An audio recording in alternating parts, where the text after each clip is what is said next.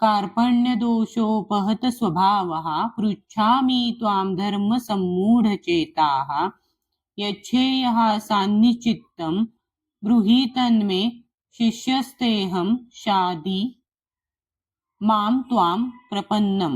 7. कार्पण्य दुर्बलता, दैन्य. दोषः कमकुवतपणा, उपहत ग्रस्त झालेला, स्वभावः विशेषता, स्वाभाविक वृत्ती.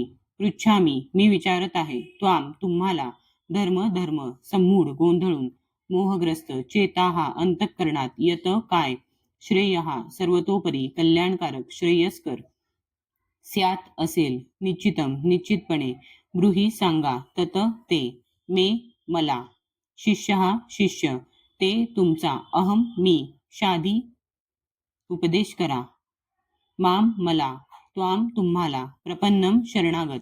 माझ्या दुर्बलतेमुळे मी माझ्या कर्तव्याबद्दल गोंधळून गेलो आहे आणि माझी मनशांती नष्ट झाली आहे. अशा स्थितीत माझ्यासाठी निश्चितपणे सर्वात श्रेयस्कर काय आहे याबद्दल मी तुम्हाला विचारित आहे. मी तुमचा शिष्य आहे आणि तुम्हाला शरण आलो आहे. कृपा करून मला उपदेश करा. तात्पर्य: स्वभावातच प्रकृतीच्या भौतिक कार्यपद्धतीची रचना ही प्रत्येकाला गोंधळात टाकणारी आहे. पदोपदी गोंधळून टाकणारी स्थिती आहे आणि म्हणून मनुष्याला जीवनातील ध्येय प्राप्तीबद्दल योग्य मार्गदर्शन करू शकणाऱ्या प्रामाणिक आध्यात्मिक गुरुकडे जाणे आवश्यक आहे. आपल्या इच्छेशिवायही घडणाऱ्या जीवनातील सर्व गुंतागुंतींपासून मुक्त होण्यासाठी संपूर्ण वैदिक साहित्य आपल्याला प्रामाणिक आध्यात्मिक गुरुकडे जाण्याचा सल्ला देते. कोणी पेटविल्याशिवाय पेट घेणाऱ्या जंगलातील वणव्याप्रमाणे या गुंतागुंती आहेत. जगातील परिस्थिती अशीच आहे. असा हा गोंधळ आपली इच्छा नसतानाही आपल्या जीवनामध्ये आपोआप निर्माण होतो. कोणालाही वणवा नको असतो तरीही तो पेट घेतो आणि आम्ही गोंधळूनही जातो. म्हणून वैदिक ग्रंथ आपल्याला उपदेश देतात की जीवनातील गुंतागुंती सोडविण्यासाठी आणि त्या कशा सोडवाव्या याबद्दल ज्ञान प्राप्त करण्यासाठी परंपरेतून चालत आलेल्या आध्यात्मिक गुरुकडे जाणे आवश्यक आहे. ज्या व्यक्तीला प्रामाणिक आध्यात्मिक गुरु आहेत तिला सर्व गोष्टींचे ज्ञान असते. यासाठीच मनुष्याने भौतिक गोंधळातच खितपत न पडता आध्यात्मिक गुरूंचा आश्रय घेतला पाहिजे. तेच या श्लोकाचे तात्पर्य आहे. कोणता मनुष्य भौतिक गोंधळात सापडतो? ज्याला जीवनातील समस्यांची जाणीव होत नाही तो गोंधळात सापडतो. बृहदारण्यक उपनिषदांमध्ये 3.8.10 गोंधळलेल्या मनुष्याचे वर्णन पुढील प्रमाणे करण्यात आले आहे. यो वा एतदक्षरम गार्ग्यविदित्वा स्मो लोकांतप्रेती स कृपणः.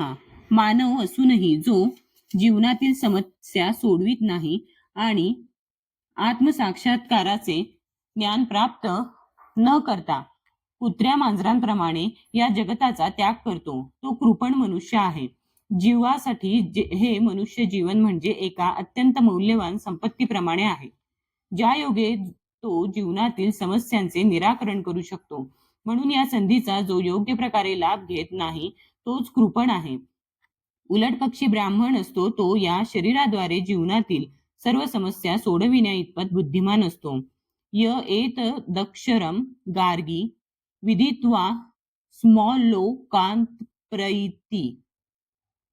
स ब्राह्मणः.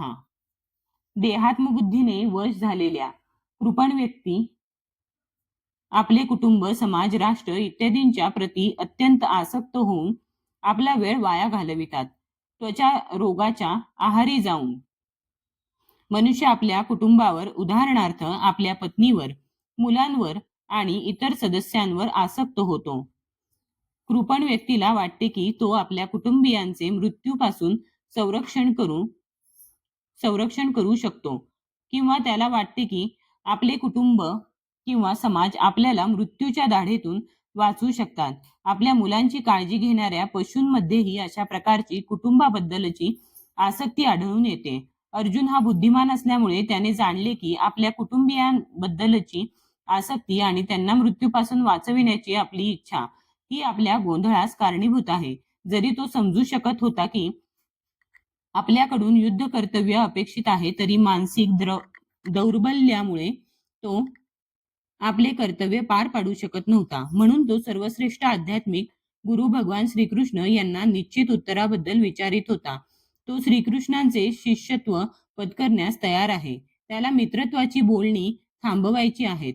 गुरु आणि शिष्य यांच्यामधील संभाषण हे अत्यंत गंभीर असते आणि म्हणून मान्यताप्राप्त आध्यात्मिक गुरु समोर अर्जुनाला गांभीर्याने बोलावयाचे होते.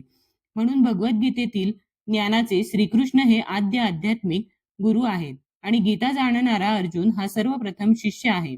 अर्जुन भगवद्गीता कशी जाणून घेतो ती गीतेमध्ये सांगण्यात आले आहे. तरी सुद्धा मूर्ख सांसारिक विद्वान म्हणतात की मनुष्याने श्रीकृष्णांना एक व्यक्ती म्हणून शरण जाण्याची आवश्यकता नाही, तर श्रीकृष्णांमधील अजन्मा तत्वाला शरण जाणे आवश्यक आहे. श्रीकृष्णांच्या आंतर व बाह्य स्वरूपांमध्ये काहीही फरक नाही. जो हे जाणत नाही तो जर भगवद्गीता जाणण्याचा प्रयत्न करीत असेल तर तो महामूर्खच होय.